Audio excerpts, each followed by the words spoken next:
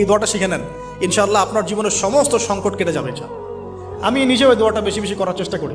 দোয়াটা হচ্ছে, মুসা আলাইহিস সালাম একটা গাছের নিচে হেলান দিয়ে বসলেন, বসে দেখলেন দুজন মেয়ে দাঁড়িয়ে আছে দূরে, পানি নিতে পারছে না। লোকজন পানি নিয়ে যাচ্ছে, ওরা দাঁড়িয়ে আছে বেচারি। মুসা আলাইহিস সালাম গিয়ে বললেন, কি সমস্যা আপনাদের?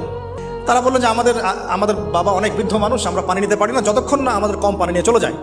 মুসা আলাইহিস সালাম তো একটু বললাম না, ফিজিক্যালি খুব স্ট্রং ছিলেন, থাকে না বডি বিল্ডার, সামনে গিয়ে কথা বলে সরো পানি দিতে দাও, তখন মানুষ একটু মূল্যায়ন করে না।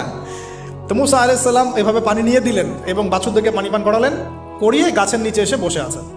বসে বসে তিনি দোয়া করছেন, এই যে দোয়াটা তিনি দোয়া করছেন, রব্বি, একটা নেক কাজ করলেন, নেক কাজ করলেন না, মানুষের উপকার করলেন, নেক কাজ করে এসে গাছের নিচে বসে দোয়া করছেন, আল্লাহ এখানে তো আমার খাবার পানি বাসস্থান কিছুই নাই, আমি কি করব? রব্বি ইন্নি লিমা আনজালতা ইলাইয়া মিন খায়রিন ফাকির, রব্বি ইন্নি লিমা আনজালতা ইলাইয়া মিন খায়রিন ফাকির।